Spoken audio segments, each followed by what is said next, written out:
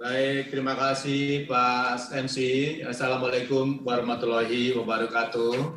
A very good morning to all of the participants and particularly to the organizer of IOG 2021 for inviting me to actually deliver my keynote speech this morning. First of all, words of apologies from myself. Apologies that this morning we had a glitch. I was actually not well informed about the exact timing of the event. And I think also some words of apologies from Mr. Erick Thohir, the Minister of SOE, that he is not able to deliver his speech this morning. First of all, I think we all know that Indonesia has a vision of 2045. We have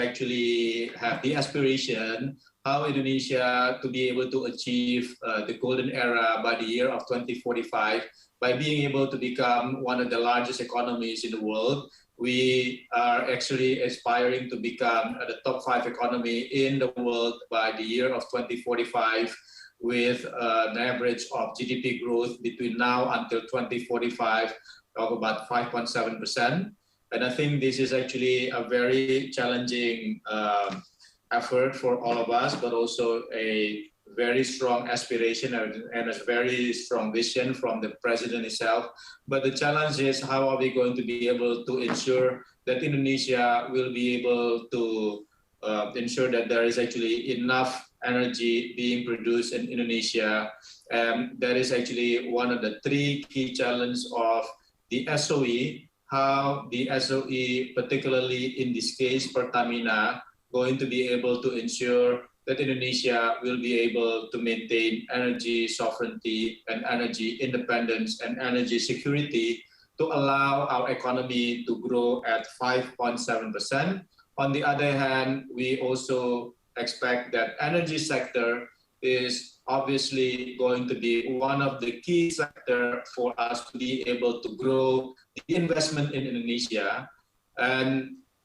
the role of Pertamina and the role of SOE to ensure that we will be able to manage the energy security and be able to actually grow investment through partnerships is really what is actually going to be the challenge going forward for the next several years. So as you can see on this next page, and I think everyone, including all of the panelists that we just witnessed just now,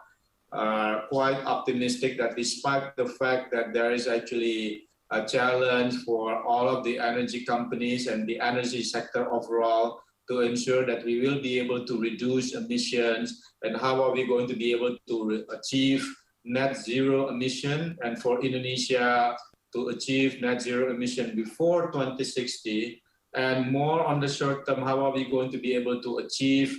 net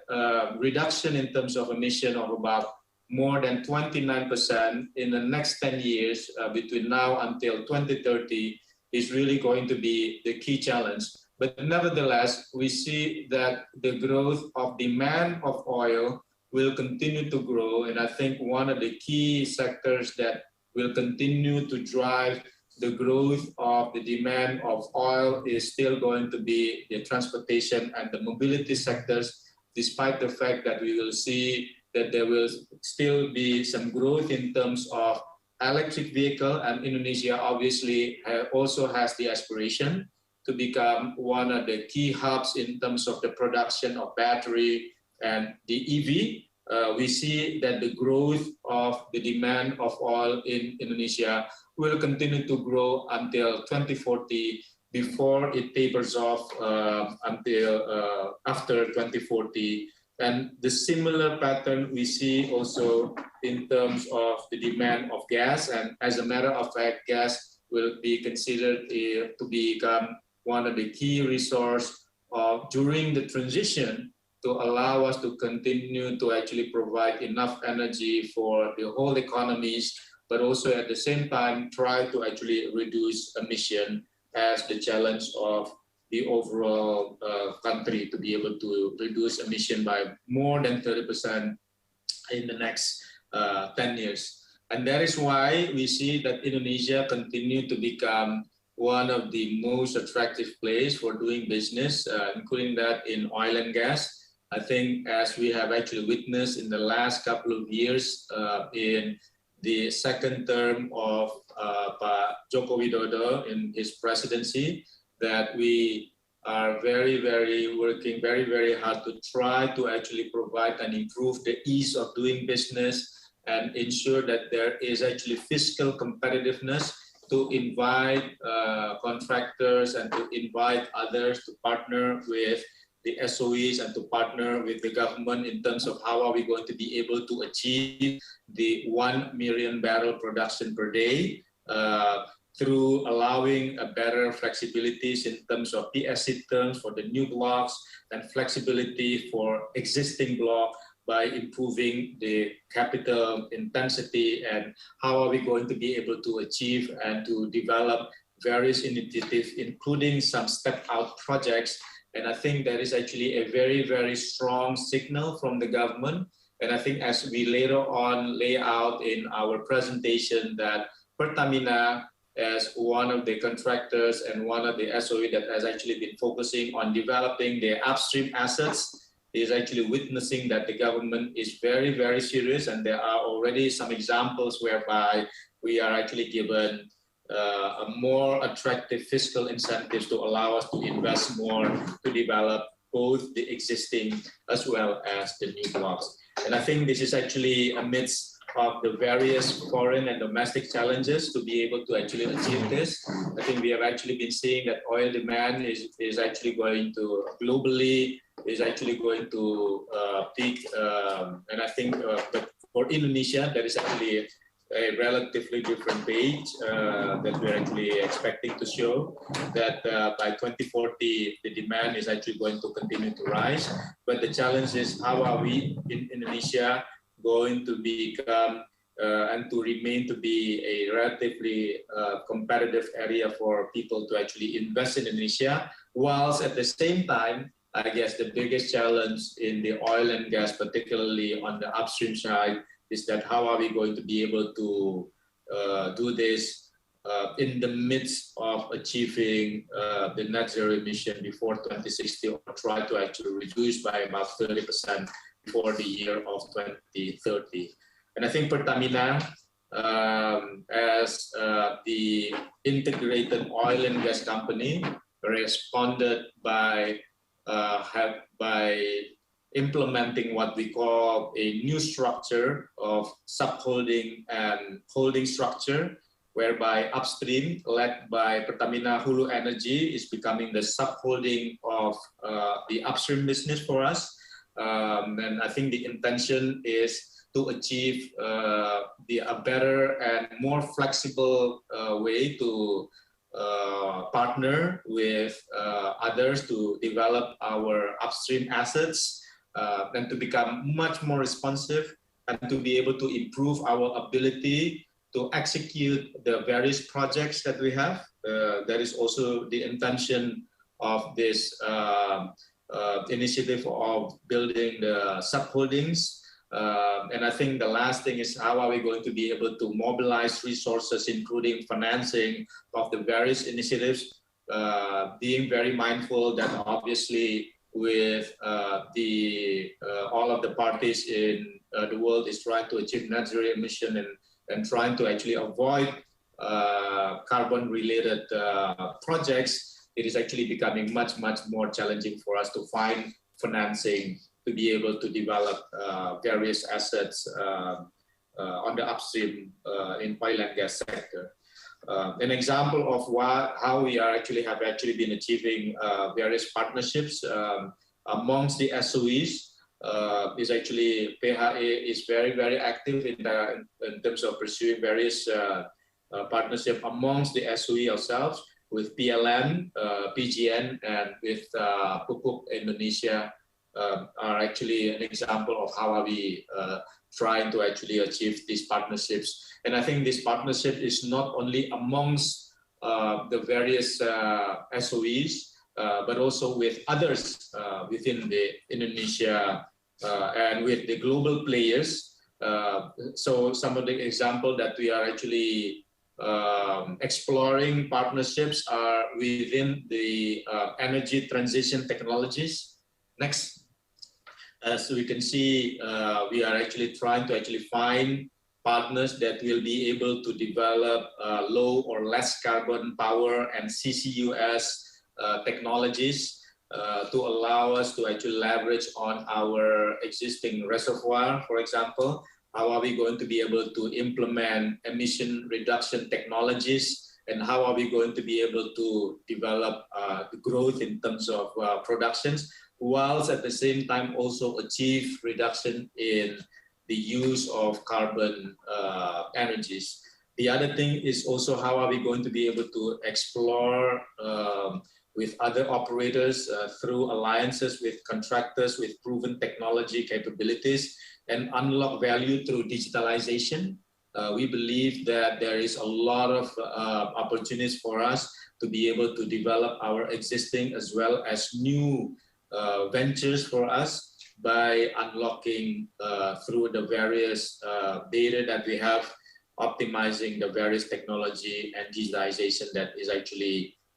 can be offered by various contractors. And I think these partnerships obviously will need to actually be approved by the regulators, in this case SKK Migas as well as the Ministry of ESDM. So obviously partnerships and being able to communicate and try to actually push for SKK Migas as well as Ministry of ESDM to collaboratively develop these various contracts and various opportunities for us to actually partner are a very, very important effort. And I think the effort in terms of trying to actually develop a more better and better fiscal incentive is actually has been demonstrated. For example, in terms of how Pertamina is trying to communicate and trying to actually work with Ministry of ESDM, SKK Migas, the Ministry of Finance, the Ministry of Industry, and BPKP, somebody who actually audits Pertamina, is an example of how we have actually been able to develop a better fiscal incentives for Mahakam. As you can see through our communication and through developing a plan and showing all of the relevant parties about what is exactly going to be the impact of these incentives for production. So without incentives, we have only been able to actually develop work program to develop 7 wells. And through these incentives, we will be able to more than develop about 540 wells. So more approximately about 20 times in terms of the work program that we can actually develop. And not only we can actually develop a more aggressive work programs, but we've actually been able to actually develop a very significant increase in terms of the resources. So we have actually been able to actually, through this better incentive, to develop resources by close to about 3 times from 131 barrel of oil equivalent to 344 barrel oil equivalent. So a very massive increase in terms of resource development and work program by working with the various stakeholders, particularly Ministry of ESDM and SKK Migas. And I think similarly also, we see that there is a significant opportunity for us to try to develop and reverse the decline in production of Rokan. Rokan has continued to become the second largest asset that is actually producing oil in Indonesia right now. And we've seen that there is still an opportunity for us to reverse the declining in the next in the next 5 years. In the last 100 days since the handover, we've seen that we have actually been successfully implement a smooth transition, making sure that there is actually continued to be a safe operation and be able to actually, I think at the end of the year, we hope that we will be able to drill up to about 161 wells in 2021. Of course, this is actually quite a significant reverse from what is actually happening in the last couple of years. And we hope that in 2022, we will be able to actually implement a drilling program to increase it to up to about 500 wells with about 20 drilling rigs in 2022. But I think all of this, again, can only happen with help of all the stakeholders, contractors, working very hard internally to ensure that we are actually being able to manage the contractors, the workers, and be able to ramp up the number of human resources in Pertamina Hulu Rokan. Obviously, decarbonization is a challenge that we need to actually overcome. And I think our upstream subholding of Pertamina Hulu Energy will also need to actually have a strategy on how are we going to be able to help Pertamina overall and all of the SOE to be able to achieve emission reduction of more than 30% in the next 10 years and help Indonesia to achieve net zero before 2060. And we look at that there are 3 initiatives that they will need to actually achieve that by reducing end-to-end emission, transitioning the use of energy from gas oil to gas and later on to new and renewables. And not only that, how are we going to also build adjacent businesses to be able to achieve that? And I think there is a lot of opportunities. Again, partnerships is actually one of the key areas that we are actually going to be able to achieve this building of these new businesses and also explore step out opportunities by pioneering new breakthroughs, including the CCUS technologies to try to actually develop these various initiatives. Plus, on top of that, having a very clear and concrete baselining of initiatives that we will be implementing in the next 5 or 10 years to achieve and be able to reduce emission, and putting a very strong organization to be able to achieve that. And I think only through the measurements and making sure that we have the data available in terms of trying to achieve these emissions that is actually the only way for us to be able to do that. And we are now monitoring what is exactly going to be the emissions, whether it is actually scope 1, scope 2, and scope 3, and what are we going to be able to do it, because I think through the newest presidential decree of carbon offset market, we see that the SOEs can play a very important role in terms of trying to drive the carbon credit offset markets in Indonesia. So in conclusion, I think it is very important to actually underline that Pertamina is strongly encouraging strategic partnerships not only with other contractors and other players in Indonesia, but obviously also partnerships with stakeholders, the Ministry of SOE, the Ministry of ESDM, SKK Migas, and the Ministry of Finance are the 4 major stakeholders to continue to drive fiscal incentives, to continue to drive better partnerships amongst the players. And I think support from the government is very clear. We've seen that in the last couple of years, the government has actually opened better flexibility in terms of fiscal incentives to encourage better capital intensity that we has actually put in place, whether it is actually for new blocks as well as for the existing blocks. And I think better and clearer investment regulation to promote oil and gas industry attractiveness through this energy transition period is clearly going to be required. So with that, we hope that we can continue to push for Pertamina to transform and to be able to actually